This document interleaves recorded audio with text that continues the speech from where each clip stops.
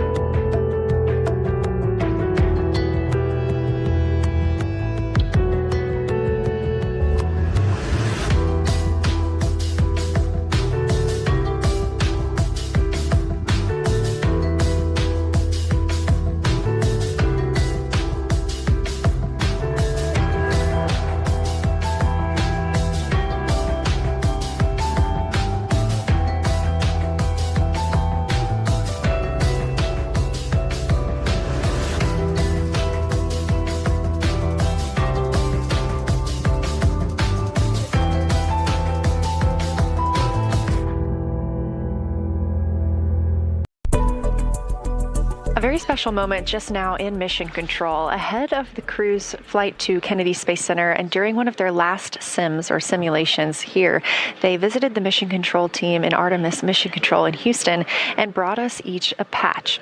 Everyone in the flight control room has had these on their signifiers at their console. On one side of the patch that you've probably seen is the moon with the Earth behind it. Now that we've passed behind the moon and we are returning home, the flight control team has instructed everyone in the room to switch their patch around so that the Earth is closer and the moon is behind us. We are really looking forward to seeing the Artemis II crew. And the Capcom, Jenny Gibbons, did call that update up to the crew that the flight control team here has turned their patches around as was instructed by the crew during that last sim. And we are counting down the days until they get home. Yeah, really exciting stuff. I know the crew down on Earth was very excited to hear from the crew from space, and now it's all about getting back home. Our Artemis team, they will be splashing down in the Pacific Ocean on Friday. We're going to have complete coverage of that for you as well. You know, looking at the forecast this week for Florida, we wouldn't be at this point of the mission, I don't think, if that launch window opened up, Mike, this Wednesday, because boy, it's going to be a rough week in Florida. It really will be. And this is really when we begin the rainy season in Florida. So probably timed, pretty well, for sure.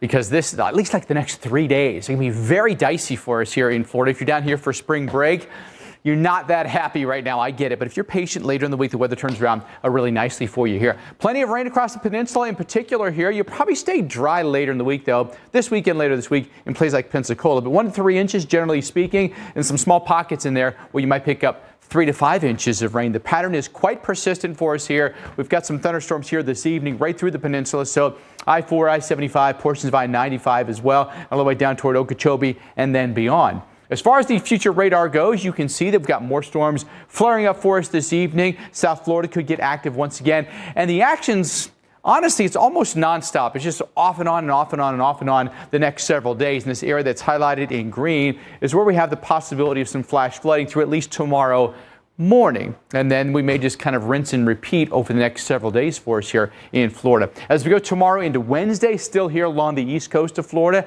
is the location to keep an eye on. There'll be some areas in here where you can have rip current danger as well. So All bad at the beaches, unfortunately, this week. The weather's bad. The rip current danger is bad. The water temperature is not all that warm for us right now, especially on the East Coast. There are storms as we pick it up tomorrow morning, and then more storms through the afternoon once again. And really the cutoff is right there, like Jacksonville over toward the Big Bend there of Florida. And then more storms firing up for us Wednesday midday. And there's a look at that flood risk then Wednesday into Thursday. So all kinds of issues for us here the next several days. By the time we get to Friday and Saturday, the weather turns around pretty nicely for us here as temperatures warm back up and the sunshine comes back out. What we expect to see in Florida, at least the spring breakers, Dr. Nab.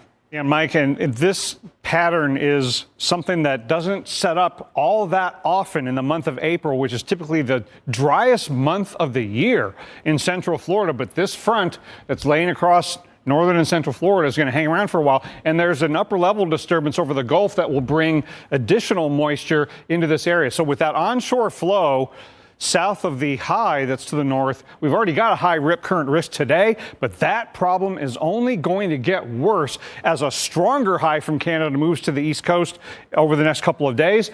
High risk of rip currents in a place like Daytona Beach all week long, so you spring breakers need to swim only at guarded beaches. In fact, given the high surf advisories where we could have 8, 10, 12-foot breakers on the beaches over the next couple of days, it might just be a good idea to stay out of the water. That high that's coming in from the Dakotas over the next day or so, along with that Gulf disturbance adding to low pressure off southeast Florida, really tightens the pressure gradient. So that's why the winds really pick up Tuesday into Wednesday, when we could have gusts 25, 35, 40 plus miles an hour, even in the absence of a thunderstorm.